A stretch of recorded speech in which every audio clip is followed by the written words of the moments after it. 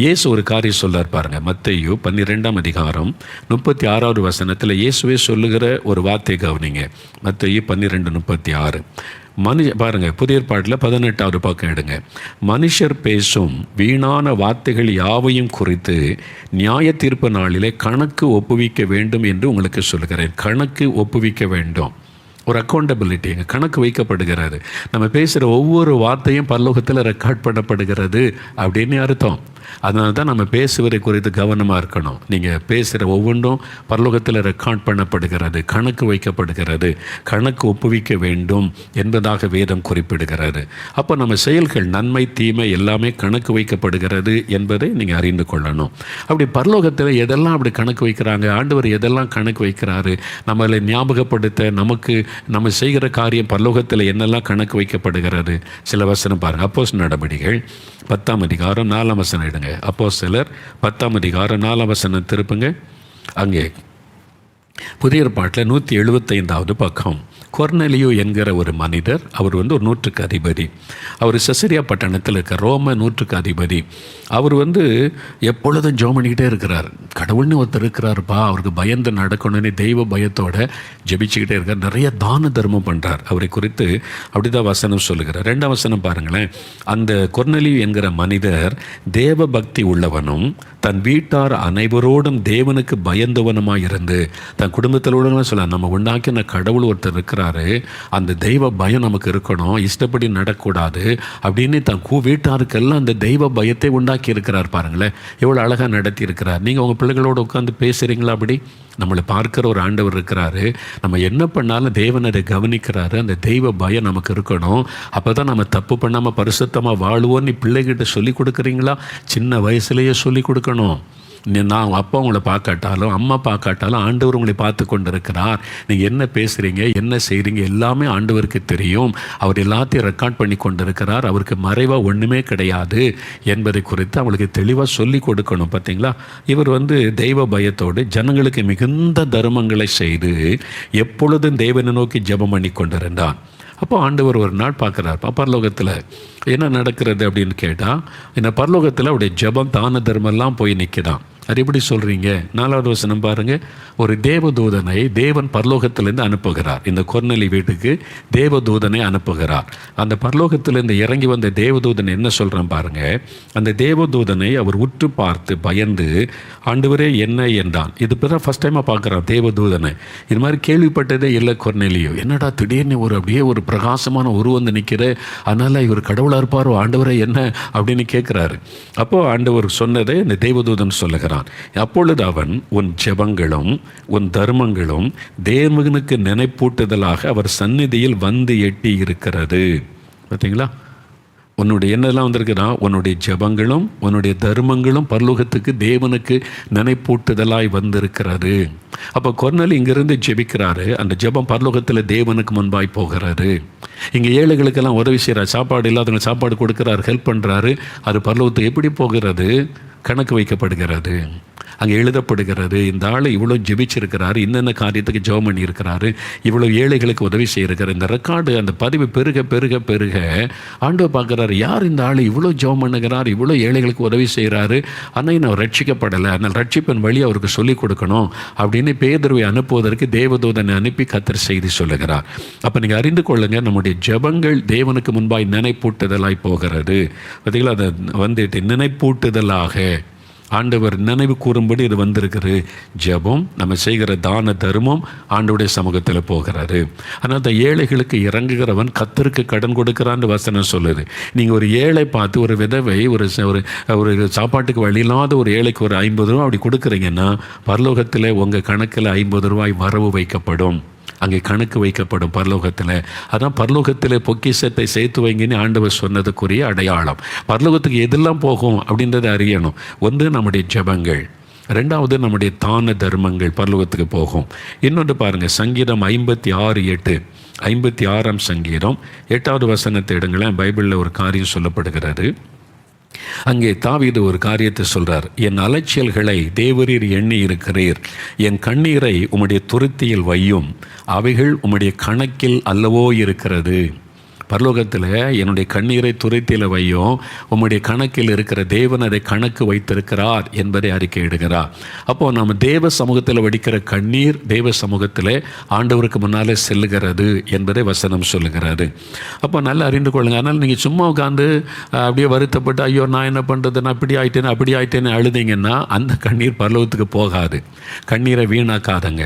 நீங்கள் 1 சாமுவேல் 1ஆம் அதிகாரத்தை வாசித்தீங்கன்னா 7வது வசனத்தில் கூட அன்னாள் சாப்பிடாமல் அழுது கொண்டே இருப்பாள், கண்ணீர் வடிச்சுக்கிட்டே இருப்பாள். என் வாழ்க்கை இப்படி இருக்குது, நான் மட்டும் இப்படி ஆகிட்டேன், எனக்கு மட்டும் குழந்தை இல்லை, என்னை மட்டும் நிந்திக்கிறாங்க, நான் இப்படி ஆகிட்டேன், தன்னை நினச்சி தனக்காக அழுது கொண்டே இருந்தாள். அந்த கண்ணீர் பரலோகத்துக்கு போகாது. அதனால தான் உடனே பதில் வரல. ஆனால் 10வது வசனத்தில் அவள் தேவ சமூகத்தில் போய் ஆண்டவருக்கு முன்னால் தன் இருதயத்தை திறந்து மனம் கசந்து தன்னுடைய பாரத்தை எல்லாம் தேவ சமூகத்தில் ஊற்றி கண்ணீர் விட்டு ஜெபித்த போது அந்த கண்ணீர் பரலோகத்துக்கு போனது. பார்த்தீங்களா? உங்களுடைய சொந்த காரியமாக இருக்கலாம், நீங்கள் தேவ சமூகத்தில் போய் மனம் திறந்து அழுது ஜெபிச்சிங்கன்னா அந்த கண்ணீர் பரலோகத்துக்கு போகும். அதே மாதிரி ஆத்துமாக்களுக்காக நீங்கள் கண்ணீர் வடிக்கும் போது, ஒரு ஆத்துமா ரட்சிக்கப்படணும், என் கணவர் ரட்சிக்கப்படணும், என் பிள்ளைகள் ரட்சிக்கப்படணும் அப்படின்னு, என் தேசம் ரட்சிக்கப்படணும், என் கிராமம் ரட்சிக்கப்படணும், என் ஜனமெல்லாம் ரட்சிக்கப்படணும் நீங்கள் அழுது ஜெபிக்கும் போது அந்த கண்ணீர் பரலோகத்தில் தேவனுக்கு முன்பாய் அது நினைப்பூட்டுதலாக கணக்கு வைக்கப்படுகிறது. அப்போ நம்முடைய கண்ணீரை தேசத்துக்காக ஆத்துமாக்களுக்காக வடிக்கிற கண்ணீர் ரொம்ப விலையேற பெற்றது. இயேசு கண்ணீர் விட்டு அழுததை வேதத்தில் பார்க்கிறோம். அது அவனுடைய துக்கத்தை பகிர்ந்து கொள்ள கண்ணீர் விட்டு அழுதா. அதை கெத்செமனே தோட்டத்திலே பலத்த சத்தத்தோட கண்ணீரோடும் ஜெபித்தார். அந்த ஜெபம் பரலோகத்திலிருந்து பதிலை கொண்டு வந்தது. அப்போது அந்த மாதிரி நீங்கள் உங்களுடைய கண்ணீர் எதுக்காக சிந்துறீங்க? சும்மா உங்களை நினச்சி வருத்தப்பட்டு உங்களை பற்றியே அழுது கொண்டு இருந்தீங்கன்னா அந்த கண்ணீர் பரலோகத்தில் எடுபடாது. ஆனால் தேவ சமூகத்தில் போய் உங்களுடைய இருதயத்தை ஊற்றி அழுது ஜெபித்தீங்கன்னா அது பரலோகத்திலே போகும். ஒரு ஆத்மாவுக்காக ஜெபிக்கும் போது, ஒரு தேசத்துக்காக அழுது ஜெபிக்கும் போது அந்த கண்ணீர் சேர்த்து வைக்கப்படும். அப்போ துருத்திலே வையும் அப்படின்னா அந்த குறிப்பிட்ட அளவு, நான் அறிந்து கொண்ட விதம், அந்த குறிப்பிட்ட அளவு கண்ணீர் நிரம்பி விட்டால் தேவன் பதில் கொடுத்து விடுவார்.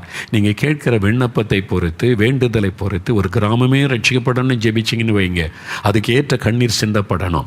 ஒரு தேசமே ரட்சிக்கப்படணும்னு ஜெபிக்கிறீங்கன்னு வைங்க, அதுக்கு ஏற்ற அளவு கண்ணீர் சிந்தப்படணும். அதனால தான் ஒரு ஆள் கண்ணீர் போதாது, அழுது ஜெபிக்கிற நிறைய பேரை கர்த்தர் எழுப்புகிறார். அப்போ ஒரு குறிப்பிட்ட தேசம் ரட்சிக்கப்படணும், எழுப்புதல் வரணுமானா அதற்கேற்ற ஜெபங்கள் பரலோகத்திலே போய் சேரணும். அந்த கணக்கின்படி அந்த ஜெபத்தின் அளவு இருக்கணும், கண்ணீரின் அளவு இருக்கணும். இது நான் அறிந்து கொண்ட ஒரு காரியம். நான் அதை விசுவாசிக்கிறேன். ஏன்னு சொன்னால், ஒரு சமயம் நான் ஒரு நாள் ரொம்ப இவ்வளோ நம்ம ஜெபிக்கிறோம் எழுப்புதலுக்காக, இந்த தேசம் ரட்சிக்கப்படன்னு கண்ணீர் விட்டு அழுகிறோம், புலம்பி ஜெபிக்கிறோம், ஒன்றுமே நடக்காத மாதிரி தெரியுதே, எப்போ தான் எழுப்புதல் வரும், நம்ம ஜெப கண்ணீருக்கெல்லாம் பதில் வராத மாதிரி தெரிகிறதே நினைக்கும் போது, எனக்கு சம்மந்தமே இல்லாத ஒரு தேவனுடைய பிள்ளை அவங்க என்னோட தொடர்பு கொண்டு எப்படியோ எனக்கு கண்டு எப்படியாவது பேசிடணும், ஆண்டவர் ஒரு செய்தி சொல்ல சொன்னார், நீ யார்கிட்ட பேசி கடைசியில் என் கூட இருக்கிற சகோதரர், நான் எனக்கு துணையாக வைத்திருக்கிற சகோதரர் நம்பரை பிடிச்சி நான் பிரதர்கிட்ட ஒரு 5 நிமிஷம் பேசணும், கர்த்தர் ஒரு வார்த்தை சொல்ல சொன்னால் சொல்லணும்னு சொன்ன உடனே சரின்னு நான் ஃபோனை வாங்கி பேசினேன்.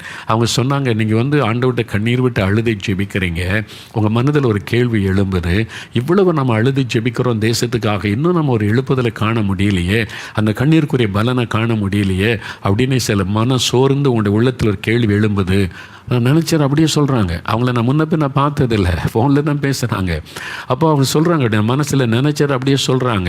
அப்படியே நான் கேட்டுக்கிட்டே இருக்கேன். சரி, அப்போ ஆண்டவர் நான் அவங்கள்ட்ட ஜெபித்த போது உங்களை குறித்து என்னோட பேசினார். என் மகன் இப்படி நினைக்கிறான், என்னுடைய இந்த தேசத்தின் மக்கள் பண்ணின கண்ணீர் எல்லாம் எழுப்புதலுக்காகவும் ரட்சிப்புக்காக இந்திய மக்களுக்காக வடித்த கண்ணீர் எனக்கு முன்பாக துருத்தியில் வைக்கப்பட்டிருக்கிறது.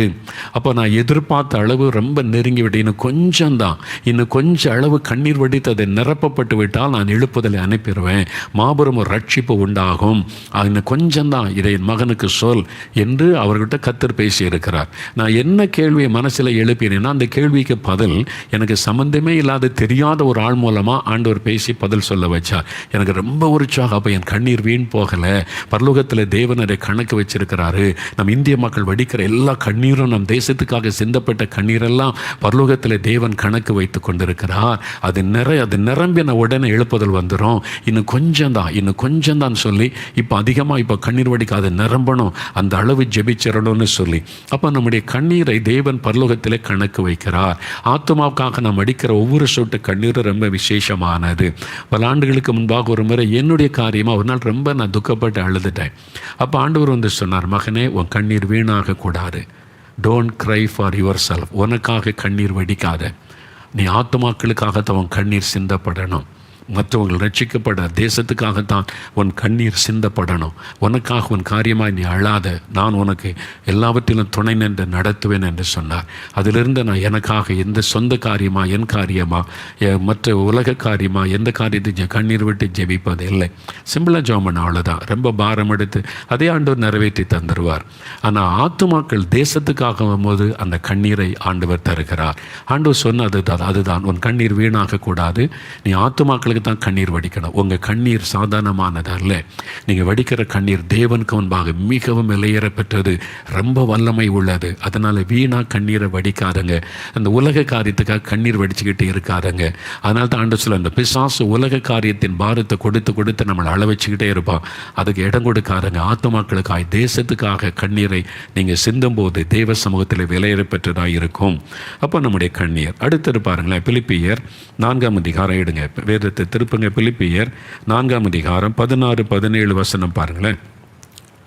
பிலிப்பியர் 4ஆம் அதிகாரம் 16-17 வசனங்கள். புதிய ஏற்பாட்டில் 274வது பக்கம், 274வது பக்கம் எடுத்துக்கொள்ளுங்க. இப்போது ஒரு 2 வசனத்தை நான் வாசிக்கிறேன், பைபிளை கவனிங்க. மேலும், அதாவது 15, 16, 17 அந்த வசனத்தை 3 வசனம் வாசிங்க. மேலும் பிலிப்பியரே, சுவிசேஷத்தின் ஆரம்பத்திலே நான் மக்கதோனியாவிலிருந்து புறப்பட்ட போது, மக்கதோனியான்ற ஒரு பட்டணம், கொடுக்கல் வாங்கல் பண விஷயம், கொடுக்கல் வாங்கல் காரியத்தில் நீங்கள் மாத்திரம் எனக்கு உடன்பட்டதை அல்லாமல் வேறு ஒரு சபையும் உடன்படவில்லை என்று நீங்கள் அறிந்திருக்கிறீர்கள். உங்கள் சபை, பிலிப்பி சபை தான் எனக்கு காணிக்க அனுப்புனீங்க, நான் இது மாதிரி ஊழியத்துக்காக பணம் அனுப்புனீங்க அப்படின்னு தெரியப்படுத்துகிறார். நான் தெசலோனிக்கேயில் இருந்தபோதும் என் குறைச்சலை நீக்கும்படி நீங்கள் 2 தரம் அனுப்பினீங்க, காணிக்க அனுப்புனீங்க. அந்த காலத்தில் போஸ்ட் ஆஃபீஸ் கிடையாது, பேங்க் கிடையாது. அது பணம் பிரித்து மற்றவங்களுடைய பவுல் கையில் கொடுங்க, அவர் ஊழியத்தில் இருக்கிறாரு, சுவிசேஷ ஊழியத்தில் இருக்கிறாரு, பயன்படுத்தி கொள்ளட்டும் அப்படின்னு சொல்லி அவங்க பணம் காணிக்க கொடுத்து அனுப்பியிருக்கிறாங்க. அதை அவர் குறிப்பிட்டு சொல்லிட்டு 17ஆம் வசனத்தில், உபகாரத்தை நான் நாடாமல், நீங்கள் தொடர்ந்து எனக்கு காணிக்க அனுப்பணுன்றதை நான் நாடவில்லை, உங்கள் கணக்குக்கு பலன் பெருகும்படியே நாடுகிறேன். அந்த வசனத்தை கவனிங்க. உபகாரத்தை நான் நாடாமல் உங்கள் கணக்குக்கு பலன் பெருகும்படியே நாடுகிறேன். எல்லாம் எனக்கு கிடைத்தது, பரிபூரணமும் உண்டாயிருக்கிறது. உங்களால் அனுப்பப்பட்டவைகளை, அந்த காணிக்கையை சுகந்த வாசனையும் தேவனுக்கு பிரியமுமான உகந்த பலியுமாக எப்பாப்பிராத்தேத்துவின் கையில் வர பற்றி கொண்டபடியால் நான் திருப்தி அடைந்திருக்கிறேன். எப்பாப்பிராத்தேத்துன்ற விசேஷன்கிட்ட கொடுத்து அனுப்புகிறாங்க காணிக்கை. பவுலுக்கு அந்த ஊழியத்துக்காக அதை பெற்றுக்கொண்டார். அதான் சொல்கிறார், என் தேவன் தம்முடைய ஐஸ்வர்யத்தின்படி உங்கள் குறைவெல்லாம் கிறிஸ்துவ இயேசுக்குள் நிறைவாக்குவார். தன்னுடைய பரலோக ஐஸ்வர்யத்தின்படி உங்களுடைய குறைவை நிறைவாக்குவார் தான் அது ஒரிஜினலாக சொல்லப்பட்டிருக்கிற ஒரு காரியம். அப்போது இந்த வாக்கு தத்தத்தை எல்லாரும் பயன்படுது. என் தேவன் தம்முடைய ஐஸ்வர்யத்தின்படி குறைவெல்லாம் நிறைவாக்குவார். இது யாருக்கு கொடுக்கப்பட்ட வாக்கு தத்தம் தெரியுமா? யார் யார் ஊழியத்துக்கு காணிக்க கொடுப்பீங்களோ அவங்களுக்கு தான் இந்த வாக்கு தத்தம். ஏன்னா பரலோகத்தில் உங்களுடைய பலன் பெருகும்படி. அப்போ நல்லா அறிந்து கொள்ளுங்க, பரலோகத்தில் தேவன் நீங்கள் கொடுக்குற காணிக்கைகளை வரவு வைக்கிறார், கணக்கு வைக்கிறார், உங்கள் கணக்குக்கு பலன் பெருகும்படி. அப்போ நீங்கள் ஊழியத்துக்கு காணி கொடுக்கும்போது, தசம்பாகத்துக்கு கொண்டு சபையில் கொடுக்கும்போது, சபை ஊழியத்துக்கு உதவி செய்யும்போது, ஒரு மிஷினரியை நீங்கள் தாங்கி மிஷினரிக்கு பணம் அனுப்பும்போது, ஒரு ஆலயம் கட்ட பணம் கொடுத்து ஆலயம் இல்லாத கிராமத்துக்கு உதவி செய்யும்போது, சுவிசேஷ ஊழியங்களுக்கு உதவி செய்து தேவனுடைய ராஜ்யத்தை கட்டுகிற ஊழியங்களுக்கு பணம் அனுப்பும்போது, தேவன் அதை பார்த்து பரலோகத்திலே உங்கள் கணக்கில் வரவு வைக்கப்படுகிறது. இவங்க இந்த ஊழியத்துக்கு இவ்வளோ பணம் காணிக்க அனுப்பியிருக்கிறாங்க, சுவிசேஷத்தை அறிவிக்க தேவனுடைய ராஜ்யத்தை கேட்டு அனுப்பியிருக்கிறாங்கன்னு உங்கள் பேரில் பரலோகத்தில் கணக்கு வைக்கப்படுகிறது. உங்கள் பேங்க் அக்கௌண்ட் பரலோகத்தில் இருக்குது. நீங்கள் இங்கே ஊழியத்துக்கு கொடுக்கறது, ஏழைகளுக்கு கொடுப்பதெல்லாம் பரலோக அக்கௌண்ட்டில் வரவு வைக்கப்படுகிறது. ஒரு நாள் உங்களுக்கு ஒரு தேவை வருதுன்னு வைங்களேன், பிள்ளைகளை படிக்க வைக்கணும், திருமண காரியம், ஒரு ஆஸ்பத்திரி செலவு வந்துட்டு ஆண்டவரே எங்களுடைய தேவையை சந்தியோன்னு ஜெபிக்கும்போது அந்த பரலோக அக்கௌண்ட்டில் செக் பண்ணுவாங்க. நான் அப்படி தான் விசுவாசிக்கிறேன். செக் பண்ணுவோம் இவங்க அக்கௌண்ட்டில் எவ்வளோ பணம் இருக்குது. இவங்க யாருக்கும் ஒரு உதவியும் செஞ்சது கிடையாது. இவங்க எந்த ஊழியத்துக்கும் காணி கொடுத்தது கிடையாது. எந்த ஏழைகளுக்கும் உதவி செய்யாது. இவங்க அக்கௌண்ட்டில் எல்லாம் காலியாக இருக்குது. பணமே இல்லைன்னா தேவன் எப்படி உங்களை ஆசீர்வதிப்பார்? லூக்கா 6:38 கொடுங்கள் உங்களுக்கு கொடுக்கப்படும். நீங்கள் ஆண்டவருக்கு கொடுத்தாதான் அதை தேவன் உங்களுக்கு பல மடங்காய் திருப்பி தருவார். அழுமிக்கை குலுக்கி சரிந்து விழும்படி உங்கள் மடியிலே போடப்படும் என்று சொல்லப்பட்டிருக்கிறார். உங்கள் அக்கௌண்ட்டில் பணம் இல்லையே, அதை வச்சு தான் தேவன் உங்களை ஆசீர்வதிப்பார். அதனால தான் நீங்கள் கொடுத்துக்கிட்டே இருக்க பரலோக அக்கௌண்ட்டில் உங்கள் கணக்கு பெருகிக்கிட்டே இருக்கும். அதனால் தான் ஆண்டவர் சொல்றார், பரலோகத்திலே பொக்கிஷங்களை சேர்த்து வைங்க. நீங்கள் ஊழித்து கொடுக்கும்போது பரலோகம் உங்கள் அக்கௌண்ட்டில் அது சேர்க்கப்படும். ஒரு ஏழைகளுக்கு உதவி செய்யும் போது உங்கள் பரலோக அக்கௌண்ட்டில் அது கணக்கு வைக்கப்படும், அங்கே சேர்க்கப்படும். அதை வைத்து தான் உங்களை தேவன் ஆசீர்வதிப்பார், உங்களுடைய தேவைகளை சந்திப்பார். விளங்குதா? அப்போ நீங்கள் இந்த வசனத்தை நல்லா புரிந்து கொள்ளுங்க. உங்கள் கணக்குக்கு பலன் பெருகும்படி நாடுகிறேன். அந்த கணக்கு அங்கே பரலோகத்தில் பொக்கிஷம் பெருக பெருக அதை வைத்து தான் பூமியிலையும் உங்களை கர்த்தர் ஆசீர்வதிக்க முடியும். அதனால் நீங்கள் நீங்கள் இப்போ ஊழியத்துக்கு காணிக்க அனுப்புறீங்கன்னா மறந்துடாதுங்க. பரலோகத்தில் அது அக்கௌண்ட் நாங்கள் இயேசுவின் ஊழியத்துக்கு நீங்கள் ட்ராக்ஸ் எடுக்க பணம் அனுப்புகிறீங்க, மிஷினரி ஊழியத்துக்கு பணம் அனுப்புகிறீங்க, இந்த மாதிரி இந்த நிகழ்ச்சி மூலமாக கர்த்தருடைய வசனம் பரவட்டுன்னு காணிக்க அனுப்புகிறீங்க. நாங்கள் உங்களுக்கு ரசீது அனுப்பி தேங்க்ஸ் லெட்டர் அனுப்புவோம். எங்கள் அக்கௌண்ட்டில் உங்கள் பணம் வர வைக்கப்படும். அதே சமயத்தில் பரலோகத்தில் வர வைக்கப்படும். இவங்க இந்த ஊழியத்துக்கு தேவனுடைய ராஜ்யம் கட்டு இந்த பணம் அனுப்பி இருக்கிறாங்க, பரலோகத்தில் கணக்கு வைக்கப்படும். தெரியுமா அது உங்களுக்கு? அதை தான் பவுல் குறிப்பிடுகிறார். உங்கள் பரலோகத்தில் உங்களுடைய கணக்குக்கு பலன் பெருகும்படி நான் நாடுகிறேன். பரலோகத்தில் வர வைக்கப்படும். எவ்வளோ திரில்லிங் இல்லை? ஆச்சரியம் இல்லை? ரொம்ப சந்தோஷம் இல்லை? வசனத்தை நம்ம தியானிக்க ரொம்ப இன்ட்ரெஸ்டிங்காக இருக்கும். அப்போ அதனால தான் மத்தேயு 6:20-21 பாருங்கள். மத்தேயு 6:20-21 வசனம் பார்ப்போம். மத்தேயு 6 எடுங்க. பைபிளில் இயேசு என்ன சொல்கிறாருன்னு பாருங்கள். மத்தேயு 6:20-21 பரலோகத்திலே உங்களுக்கு பொக்கிஷங்களை சேர்த்து வையுங்கள். அங்கே பூச்சியாவது துருவாவது கெடுக்கிறதும் இல்லை, அங்கே திருடர் கன்னமிட்டு திருடுகிறதும் இல்லை. உங்கள் பொக்கிஷம் எங்கே இருக்கிறதோ அங்கே உங்கள் இருதயமும் இருக்கும். பூமியில் பணம் சேர்க்கணும், வீடு மேலே வீட்டு வாங்கணும், நிலத்துக்கு மேலே நிலம் வாங்கணும், காருக்கு மேலே கார் வாங்கணும்னா உங்களுடைய இருதயம் அது மேலே தான் இருக்கும். ஐயோ இது ஏதாவது திருடிடுவானோ, இது ஏதாவது போயிருமோன்னு. ஆனால் இந்த உலகத்திலே சொத்து சேர்க்கறதுலையே நீங்கள் கவனமாக இருக்கிறீங்க. பரலோகத்தில் சொத்து சேர்த்துருக்கிறீங்களா? பரலோகத்திலே உங்களுடைய பொக்கிஷத்தை சேர்த்துருக்கிறீங்களா? பரலோகத்துக்கு எப்படிங்க பொக்கிஷம் அனுப்புறது? நீங்கள் தேவனுடைய ராஜ்யத்தை கட்டுகிற ஊழியத்துக்கு கொடுக்கும்போது ஆசீர்வாதத்தட்டு வாங்கி பெருமை காமிச்சிங்கன்னா அது பரலோகத்துக்கு போகாது. அறிந்து கொள்ளுங்க. அது உங்கள் பெருமைக்காக வாங்கினீங்க. நான் என் குடும்பம் எத்தனை லட்சம்னாலும் நாங்கள் வாங்குவோம் அப்படின்னு சொல்லி அந்த பெருமைக்கு செய்கிற ஒரு காசும் பரலோக அக்கௌண்ட்டில் ஏறாது. அறிந்து கொள்ளுங்க. அதே சமயத்தில் குஜராத்தில் பீகாரில் மிஷினரிகள் ஊழியம் செய்கிறாங்க. என் சார்பாக ஒரு மிஷினரி ஊழியம் செய்யட்டும், ஆத்மாக்கள் ரட்சிக்கப்படணுமே என்ற ஒரு ஆத்மா பாரத்தோடு அனுப்புகிறீங்க பாருங்கள், அந்த பணம். அப்போது சுவிசேஷ ஊழியத்திற்கு உங்களோட பணம் செலவு செய்யப்படுதா? தேவனுடைய ராஜ்யம் கட்டப்படுவதற்கு செலவு செய்யப்படுதா? ஆண்டவர் அதன் மூலம் மகிமைப்படுகிறாரான்னு யோசித்து அந்த ஊழியத்துக்கு நீங்கள் கொடுக்கும்போது பரலோக அக்கௌண்ட்டில் வரவு வைக்கப்படும். எல்லாம் புரிந்து கொள்ளுங்க. அவங்க அக்கௌண்ட்டில் பரலோகத்தில் வரவு வைக்கப்படும். அதான் பரலோகத்தில் பொக்கிஷம் சேர்ப்பது. நீங்கள் இப்போ ஒரு ஏழைகளுக்கு ஒரு விதவைக்கு, ஒரு கஷ்டப்படுறவங்களுக்கு, தகப்பன் இல்லாத பிள்ளைக்கு நான் உன்னை படிக்க வைக்கிறேன்னு ஒரு ஹெல்ப் பண்ணுறீங்க. ஒருத்தருக்கு ஒரு உணவு வாங்கி கொடுக்குறீங்க. நீங்கள் ஒரு அதுக்கு ஒரு சின்ன ஒரு உணவு வாங்கி கொடுத்தாலும் பரலோக அக்கௌண்ட்டில் அதை ஏற்றிடுவாங்க, அங்கே கணக்கு வைக்கப்படும். அப்போ அதன்படி கர்த்தர் உங்களை ஆசீர்வதிப்பார் என்பதை மறந்துறாங்க. அதனால தான் ஆண்டவர் சொல்கிறாரு, பரலோகத்திலே உங்களுடைய பொக்கிஷம் இருக்கணும் என்பதாய். அப்போ அவங்க காணியை கொடுத்துட்டா பரலோகத்தில் நான் பொக்கிஷம் சேர்ந்துடும்ல. அப்போ ஆண்டவர் பரலோகத்து பெயரில் நல்லா அறிந்து கொள்ளுங்க. நீங்கள் ரட்சிக்கப்பட்ட பிறகு உங்கள் பெயர் ஜீவ புஸ்தகத்தில் இருந்தால் தான் உங்கள் காணிக்கு பரலோகத்தில் வரவு வைக்கப்படும். இல்லாட்டா பூமியிலேயே நீங்கள் செய்த நன்மைக்கு பூமிக்குரிய பலனை மட்டும்தான் பெற முடியும், பரலோக ஆசீர்வாதத்தை பெற முடியாது. என்னங்க அப்படி சொல்கிறீங்க? காணி கொடுத்த எல்லாம் பரலோகத்துக்கு போகாதா? வசனம் வாசிங்க. 2 கொரிந்தியர் 8 எடுங்க. பைபிள் வசனம் என்ன சொல்லி பாருங்கள். 2 கொரிந்தியர் 8 நீங்கள் அந்த ஊழியக்காரர் சொன்னார், இந்த ஊழியக்காரர் சொன்னார் நம்பாருங்க. வசனம் என்ன சொல்லுதுன்னு பாருங்கள். எங்கள் இயேசுடைய ஊழியத்துக்கு காணிக்க அனுப்பிட்டா போதும், ஜீவ புஸ்தகத்தினுடைய பெயர் எழுதப்பட்டு விடும் என்று நான் சொன்னால் நான் ஒரு கள்ள போதகன். நல்லா அறிந்து கொள்ளுங்க. ஏமாந்து போயிடாதாங்க. மோகலாசரஸாகவே இருந்தாலும் வசனத்துக்கு மாறானதை சொன்னால் அது கள்ளோபதேசமாகிவிடும், பணத்துக்காக செய்கிறதாகிவிடும். நீங்கள் இயேசுடைய ஊழியத்துக்கு காணிக்க அனுப்பிட்டா உங்கள் பேர் ஜீவபுஸ்தகத்தில் எழுதப்பட்டுருன்னு சொன்னால் அது தவறு. ஆனால் இயேசுடைய ஊழியத்தை காணிக்க அனுப்பி நாங்கள் சுவிசேஷத்துக்காக பயன்படுத்தி அது மாதிரி தேவனுடைய ராஜ்யத்தை கட்டினா பரலோகத்தில் உங்கள் கணக்கில் பலன் பெருகும்னா அது வசனத்தின்படி சரி. மற்றபடி ஜீவ புஸ்தகத்தில் பெயர்லாம் எழுத முடியாது, காணிக்க கொடுத்து பரலோகத்துக்கு போக முடியாது. நல்லா அறிந்து கொள்ளுங்க. அதுக்கு எங்கே பைபிள் வசனம் எடுங்க. 2 கொரிந்தியர் 8ஆம் அதிகாரம் 1-3 வசனம். நல்லா கவனிங்க, பைபிளை திருப்புங்க. நீங்கள் வசனத்தில் நல்லா தேறிட்டீங்கன்னா ஒருத்தர் உங்களை ஏமாற்ற முடியாது. கடைசி காலத்தில் ஒரு கள்ள உபதேசம், ஏமாற்ற உபதேசம் எல்லாத்தையும் நீங்கள் மேற்கொண்டு போய்கிட்டே இருப்பீங்க. வசனத்தை நல்லா தியானிங்க. 2 கொரிந்தியர் 8ஆம் அதிகாரம் 1-3 பாருங்கள். அன்றியும் சகோதரரே, மக்கெதோனியா நாட்டு சபைகளுக்கு தேவன் அளித்த கிருபையை உங்களுக்கு அறிவிக்கிறோம். மக்கெதோனியா நாட்டு சபை, அங்குள்ள விசுவாசிகள், அவர்கள் மிகுந்த உபத்திரவத்தினாலே சோதிக்கப்படுகையில், பார்த்தீங்களா, சபை உபத்திரவப்படுது, சோதிக்கப்படுது. கொடிய தரித்திரமுடையவர்களாக இருந்தும் தரித்திரத்தில் இருக்காங்க, அவங்களே கஷ்டப்படுறாங்க. இப்போ கொள்ள நோய் தாக்கி நமக்கு தரித்திரம், கஷ்டம், அப்படி வறுமையில் இருக்கிற சூழ்நிலையிலும் தங்கள் பரிபூரண சந்தோஷத்தினாலே மிகுந்த உதாரத்துவமாய் கொடுத்தார்கள். பார்த்தீங்களா, சந்தோஷமாக கொடுத்தாங்களாம், உதாரத்துவமாக கொடுத்தாங்களாம். தரித்திரத்தில் இருக்கும்போது அவங்களே தேவை. லாக்டவுனு, வருமானம் இல்லை, கடலை மூடப்பட்டாச்சு, வருமானம் இல்லை. அந்த சமயத்திலும் இருந்த பணத்தை தாராளமாய் ஊழியத்துக்கு கொடுத்தார்கள். அதான் எழுதப்பட்டிருக்கிறது. வசனத்தை பாருங்க.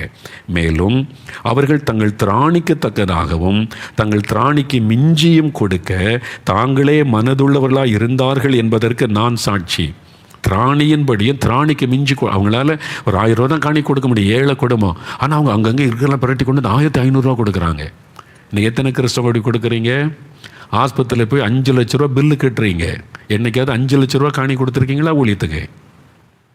10 லட்ச ரூபா நீங்கள் போய் ஆஸ்பத்திரியில் பில்லு கட்டினீங்கல்ல? என்னைக்காவது 10 லட்சம் நீங்கள் கொடுத்து ஒரு சர்ச்சு கட்டுங்கன்னு மிஷினரி ஊழியத்தை கொடுத்துருக்கிறீங்களா? இத்தனை ஒரு 4 லட்சம் ட்ராக்ஸ் அச்சடிங்கன்னு ஒரு 4 லட்ச ரூபா நீங்கள் ஊழியத்துக்கு கொடுத்துருக்குறீங்களா? திராணியின்படி கூட சில கிறிஸ்தவங்க கொடுப்பதே கிடையாது. ஏழை ஜனங்க தான் திராணிக்கு மிஞ்சி கொடுத்துக்கிட்டே இருக்கிறாங்க. லட்சமாக சம்பாதிக்கிற நிறைய கிறிஸ்தவங்க நீங்கள் பூமியில் சேர்த்து வைக்கிறது ஒன்றும் பரலோகத்துக்கு வராது. பரலோகத்தில் பொக்கிஷம் சேர்த்து வச்சுருக்கீங்களா? நீங்களே யோசித்து பாருங்கள். ஆஸ்பத்திரிக்கு பில்லு கட்டுற அளவு கூட நீங்கள் கத்தருக்கு கொடுக்கலையே. உங்கள் கல்யாண வீட்டில் வீண் செலவு பண்ணீங்களா, ஆடம்பர செலவு பண்ணுற அளவுக்கு கூட நீங்கள் ஊழியத்துக்கு கொடுக்கலையே. யோசித்து பாருங்கள். ஒரு நாள் கூத்துக்காக மேடை அலங்காரத்துக்கு எத்தனை லட்சம் செலவு பண்ணீங்க? நான் அதை குறைய சொல்ல, உங்களுக்கு வசதி இருக்குது செய்யுங்க. அதை விட அதிகமாக ஊழியத்துக்கு கொடுத்துருக்கீங்களா? அதான் கேள்வி. ஊழியத்துக்கு கொடுத்துட்டு நீங்கள் இதை செய்யுங்க. தேவனுடைய ராஜ்யம் கட்டப்படணும், ஆலயங்கள் கட்டப்படணும், மிஷினரிகள் தாங்கப்படணும், கைப்பிரதிகள் கொடுக்கப்படணும், சுவிசேஷம் அறிவிக்கப்பட எவ்வளோ தேவை இருக்குது. அதுக்கு நீங்கள் ஒன்றும் செலவு பண்ணாமல் ஆடம்பரமான திருமணம் நடத்தி அலங்காரம் பண்ணி நீங்கள் செய்யும்போது தேவன் அதை கவனிப்பாரா, கவனிக்க மாட்டாரா? இந்த யோசனையே நமக்கு இல்லை. தேவன் ஒவ்வொன்றையும் கவனிப்பார், ஒவ்வொன்றையும் இப்போ கவனிப்பார். நீங்கள் எதுக்கு அதிக முக்கியத்துவம் கொடுக்குறீங்க? ஒரு நாள் கூத்துக்கு பெருமைக்கு எவ்வளோ பணம் செலவு பண்ணுறீங்க? பரலோகத்தில் பொக்கிஷத்தை சேர்க்க என்ன பண்ணுறீங்க? இதை செஞ்சுட்டு நீங்கள் அதை செஞ்சால் பரவாயில்ல. அதை விட இதுக்கு அதிக செலவு பண்ணுங்கள். தேவனுடைய ராஜ்யத்துக்கு பரலோகத்தில் கணக்கில் வைக்கப்படும் பொக்கிஷத்தை அங்கே சேர்த்து வைங்க. அதுதான் இயேசு சொல்கிறாரு. பூமியில் அல்ல, பரலோகத்தில் பொக்கிஷத்தை சேர்த்து வைங்க என்பதாய் ஆண்டவர் சொல்லுகிறார். அப்போது பாருங்கள், இவங்க என்ன செய்கிறாங்க? சரி, இப்போ மிஞ்சி கொடுத்தாங்களாம். எதுக்குன்னாக்கி தர்ம ஊழியத்திற்கு பவுல் சேகரிக்கிறார். பஞ்ச காலம், எழுப்புதல் காலத்தில் கொடிய பஞ்சம் வந்தது. அகபரா அந்த தீர்க்கதரிசி சொல்லி கொடிய பஞ்சம் வந்தது. எருசலேமில் பஞ்சம், அங்கே இருக்கிற தேவ பிள்ளைகளை கஷ்டப்படுறாங்க. அப்பொழுது பவுல் எருசலேமில் இருக்கிற தேவ பிள்ளைகளுக்காக ஃபண்ட் ரைஸ் பண்ணி அதை கொண்டு போகிறார். இப்போ நம்ம ரைஸ் பண்ணி கொடுக்குறோம்ல, அதே மாதிரி பவுல் அந்த மாதிரி தர்ம காரியத்துக்கு பணம் கலெக்ட் பண்ணார் பல சபைகளில் இருந்து. அப்போது மக்கெதோனியா நாட்டு சபையார் கொடுத்ததை தான் எழுதுகிறார். அவங்க திராணிக்கு மிஞ்சி கொடுத்தாங்களா, அதிகமாக கொடுத்து கொண்டு போய் அவங்களுக்கு உதவி செய்யுங்க அப்படின்னு சொல்லி எருசலேமில் இருக்கிற விசுவாசிகள், அப்போஸ்தலர்கள் தேவ பிள்ளைகளுக்கு உதவி செய்ய பணம் சேகரித்து கொண்டு வந்தார் என்பதாய் பார்க்கிறோம். அப்போதான் அவங்க எவ்வளோ கொடுத்தாங்க பார்த்தீங்களா? தங்கள் உபகாரத்தையும் பரிசுத்தவான்களுக்கு செய்யப்படும் தர்ம ஊழியத்தின் பங்கையும் நாங்கள் ஏற்றுக்கொள்ளும்படிக்கு அவர்கள் எங்களை மிகவும் வேண்டிக் கொண்டார்கள். அவங்களே கஷ்டத்தில், நீங்களே தரித்திரத்தில் இருக்குங்க, நீங்களே கடலாம் மூடி இருக்கிற, உங்களுக்கே வருமானம் இல்லை, நீங்கள் எப்படின்னா இல்லை நாங்கள் தரோம், நீங்கள் கொண்டு போய் அந்த மக்களுக்கு கொடுங்க. திராணிக்கு மிஞ்சி கொடுத்தாங்க. பவுலை கட்டாயப்படுத்தி கொடுக்குறாங்க. பவுல் இறக்கப்பட்டு வேண்டான்றாரு. ஆனால் அவங்க சொல்கிறாங்க. அதில் 5வது வசனம் நீங்கள் முக்கியம். 2 கொரிந்தியர் 8:5 பாருங்கள். 251வது பக்கம் புதிய ஏற்பாடு. இதை நல்லா கவனிங்க. அதுதான், இதில் தான் சத்தியம் அடங்கி இருக்கு. மேலும் நாங்கள் நினைத்தபடி மாத்திரம் கொடாமல் தேவனுடைய சித்தத்தினாலே முன்பு தங்களை தாமே கர்த்தருக்கும் பின்பு எங்களுக்கும் ஒப்பு கொடுத்தார்கள். இதான் ரகசியம். அவங்க காணிக்கை ஏன் ஆண்டவர் ஏற்றுக்கொண்டார் என்றால், முதலாவது தேவனுடைய சித்தத்தினாலே முன்பு தங்களை தாமே கர்த்தருக்கு ஒப்பு கொடுத்தாங்க. நீங்கள் உங்களை கர்த்தருக்கு ஒப்பு கொடுக்காம எவ்வளவு காணிக்கை கொடுத்தாலும் தேவன் அதை அங்கீகரிப்பதில்லை, பரலோகத்தில் அது சேர்க்கப்படாது. இதைத்தான் முதல்ல அறிந்து கொள்ளுங்க. உங்களை நீங்கள் ஆண்டவருக்கு ஒப்பு கொடுக்காம, நீங்கள் ரட்சிக்கப்படாமல், உங்களுடைய பாவத்தை விட்டு, பெருமையை விட்டு, குடும்ப பெருமை, ஜாதி பெருமை, பண பெருமை, சபையில் ஏன் குடும்பம், ஏன் பரம்பரை, நீ பெருமை பேசுகிற பெருமை விட்டு மனம் திரும்பாமல் நீங்கள் எத்தனை லட்சம் காணிக்கை கொடுத்தாலும் பரலோகத்துக்கு அது போகாது, பரலோக அக்கௌண்ட்டில் வராது. தெரிந்து கொள்ளுங்க. சும்மா இதை சர்ச்சில் கொண்டு லட்சமாக கொடுத்துட்டா பரலோகத்தில் நம்ம அக்கௌண்ட்டில் இருக்குன்னு நினைக்கிறீங்களா? வசனத்தை கவனமாக பாருங்கள். முதல்ல ஜீவ புஸ்தகத்தில் பெயர் இருக்கணும். அப்போ தான் உங்கள் பேரில் அங்கே ஒரு புஸ்தகம் திறக்கப்படும், ஞாபக புஸ்தகம். அப்போ தான் உங்களுடைய அக்கௌண்ட் பரலோகத்திலே திறக்கப்படும். ரட்சிக்கப்படாத ஒரு ஆளுக்கு பரலோகத்தில் அக்கௌண்ட் வைக்க முடியாது.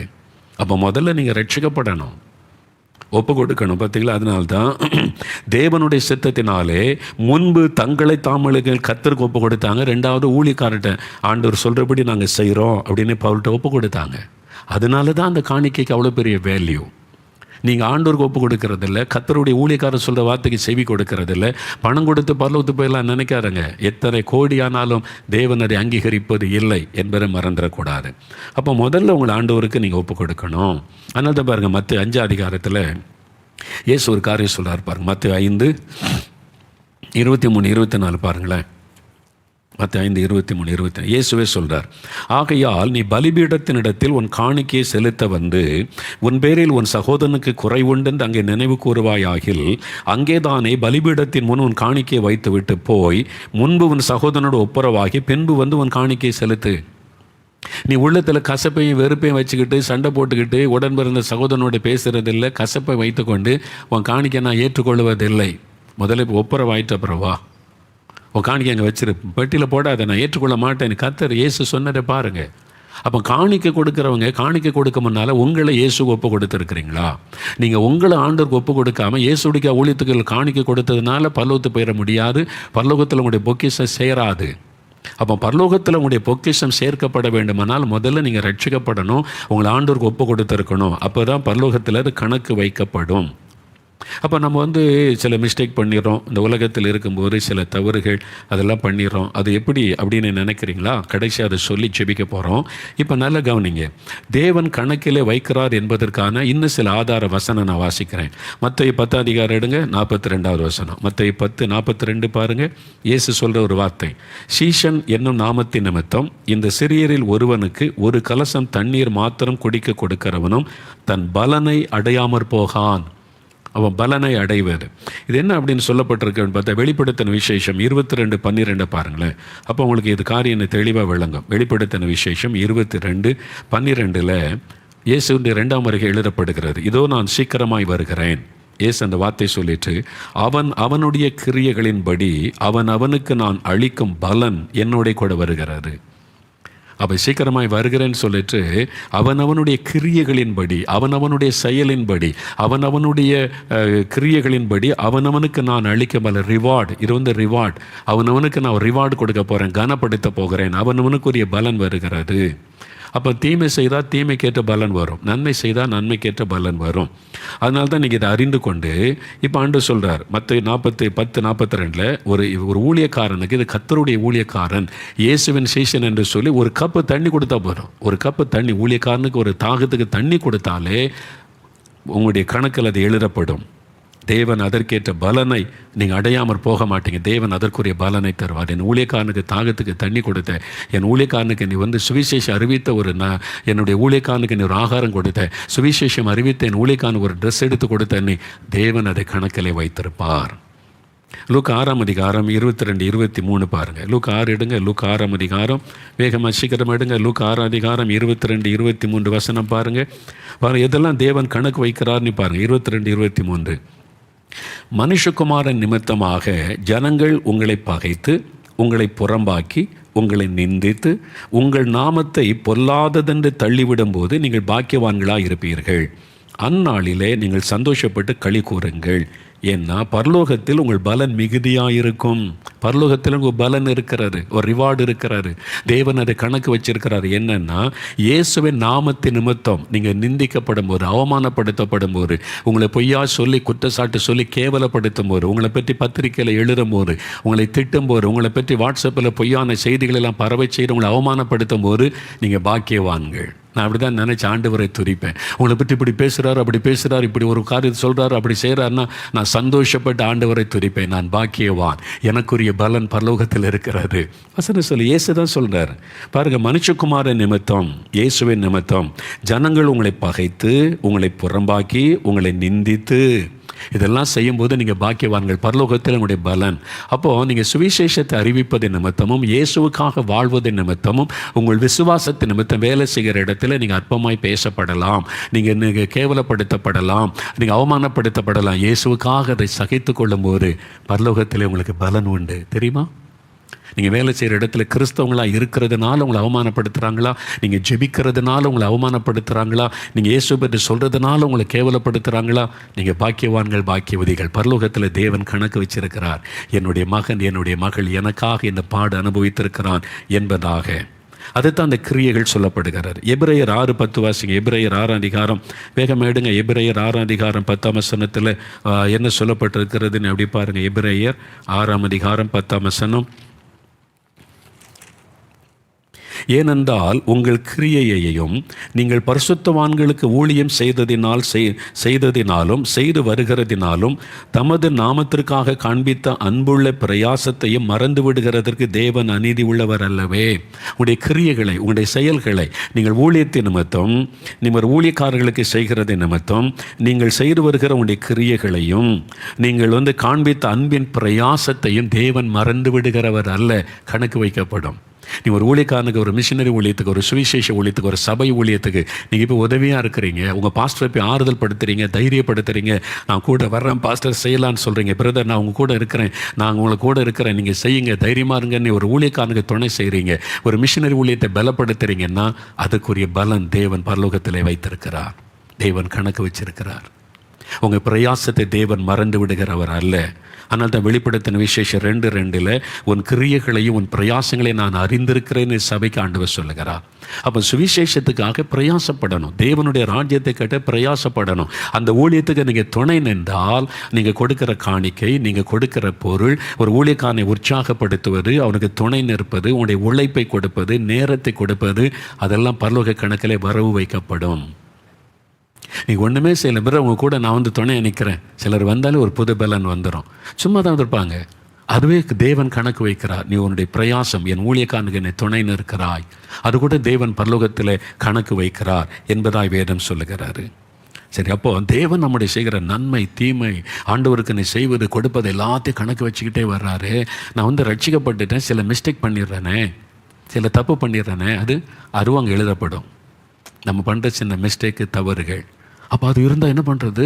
அது அழிக்கப்படனா ஒரு வழி இருக்கிறது. 1 யோவான் 1 அதிகாரம் 8-9 வசனம் பாருங்கள். 1 யோவான் 1 அதிகாரம் 8-9 வசனம். பைபிளை திருப்புங்க, 325 பக்கம் வேகமாக திருப்புங்க. நமக்கு பாவம் இல்லை என்போமானால் நம்மை நாமே வஞ்சிக்கிறவளாக இருப்போம், சத்தியம் நமக்குள் இராது. நம்முடைய பாவங்களை நாம் அறிக்கையிட்டால் பாவங்களை நமக்கு மன்னித்து எல்லா அநியாயத்தை நீக்க நம்மை சுத்திகரிப்பதற்கு அவர் உண்மையின் நீதியுள்ளவராக இருக்கிறார். இது விசுவாசிகளுக்கு எழுதப்பட்ட நிருபம், ரட்சிக்கப்பட்டவங்களுக்கு எழுதப்பட்ட நிருபம். நான் ரட்சிக்கப்பட்டுட்டேன், என்கிட்ட பாவமே கிடையாதுன்னு யாரும் சொல்ல முடியாது. நம்ம சில காரியத்தில் தவறுகிறோம், சில காரியத்தில் கோவப்பட்டுறோம், எரிச்சல் பட்டுறோம், சில கண்கள் பார்வையில் சிந்தனையில் பாவம் செய்துறோம், நம்முடைய மனசாட்சி உறுத்தோம். அப்போ நம்ம செய்கிற தவறெல்லாம் ஞாபகத்தில் எழுதப்படும்ல. அப்போ அது என்ன செய்கிறதுன்னு கேட்டிங்கன்னா, அதுக்கு தான் நீங்கள் தேவ சமூகத்தில் தினமும் போய், ஆண்டவரே நம்முடைய இருதயத்தை ஆராய்ந்து பார்த்து, நான் இந்த மாதிரி மிஸ்டேக் பண்ணிட்டேன், என்னை மன்னிச்சிருங்க, என் கண்களின் பாவத்தை மன்னிங்க, சிந்தனையின் பாவத்தை மன்னிங்க, என் வாயின் வார்த்தையில் இந்த மாதிரி கோவப்பட்டுட்டேன், பேசிட்டேன், நான் எதிர்த்து பேசிட்டேன், இவங்களை காயப்படுத்திட்டேன், நான் மன்னிச்சிருங்கன்னு ஜெபிக்கும் போது இயேசுவின் ரத்தம் அதை அழிச்சிரும், எரேஸ் பண்ணிடும். நீங்கள் எல்லாத்துக்குமே டைப் பண்ணும்போது எரேசர்னு ஒன்று இருக்குது, பார்த்துருக்கீங்களா? எரேசர், அதை வச்சு அழிச்சிருவாங்க. அதே மாதிரி இயேசுவின் ரத்தம் தான் எரேசர், அழிப்பது. அப்போ நம்ம செய்த நன்மைகள் மாத்திரம் இருக்கும். நம்ம செய்த தவறுகளை அறிக்கை செய்யும் போது, அதான் 1 யோவான் 2 அதிகாரம் 1 வசனம் பாருங்கள். நீங்கள் பாவம் செய்யாதபடிக்கு இவைகளை உங்களுக்கு எழுதுகிறேன். ஒருவன் பாவம் செய்வானானால் நீதிபரராய் இருக்கிற இயேசு கிறிஸ்து நமக்காக பிதாவினிடத்தில் பரிந்து பேசுகிறார். விசுவாசிகள் ரட்சிக்கப்பட்டவங்க பாவம் செய்யும் போது பிதா கிட்ட பரிந்து பேசி, என் பிள்ளைங்க தப்பு பண்ணிட்டாங்க, மன்னிச்சிருங்க, நான் ரத்தம் சிந்தி இருக்கிறேன், இன்னும் ஒரு விஷயம் இறங்குங்க. அப்போ நாம போய் பாவத்தை அறிக்கை செய்யும் போது இயேசு கிறிஸ்து பரிந்து பேசும்போது அதை இயேசுவின் ரத்தம் எரேஸ் பண்ணிவிடும், அழித்து விடும்.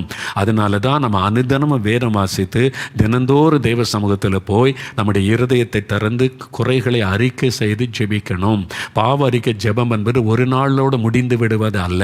அனுதினமும் ஆண்டவர்கிட்ட போய் அனுதினமும் நம்ம செய்கிற குறைகள் தவறுகளை அறிக்கையிட்டு அவருடைய ரத்தத்தினால் கழுவப்பட்டு ரட்சிப்பிலே பூரணத்தை நோக்கி கடந்து போகணும். ஆனால் தான் முடிவு பரியந்த நிலைநிற்போன்னு ரட்சிக்கப்படுவான்னு வசனம் சொல்லுகிறது. நீங்கள் பூரணத்தை நோக்கி கடந்து போங்கள், பரிசுத்தமாகிறவன் இன்னும் பரிசுத்தமாகட்டேன்னு வசனம் சொல்லுது. நான் முற்றிலும் பரிசுத்தமாயிட்டேன்னு ஒருத்தர் சொல்ல முடியாது. நான் இன்னும் பரிசுத்தமாகிறேன், அனுதினமும் பரிசுத்தத்தில் கடந்து போகிறேன். நம்ம அதை அறிக்கையிட்டு ஜெபிக்க ஜெபிக்க இயேசுவின் ரத்தம் அதை எரேஸ் பண்ணிடும். அங்கே நன்மையானது மாத்திரம்தான் ஞாபக புஸ்தகத்தில் இருக்கும். இப்போ புரிந்ததா உங்களுக்கு?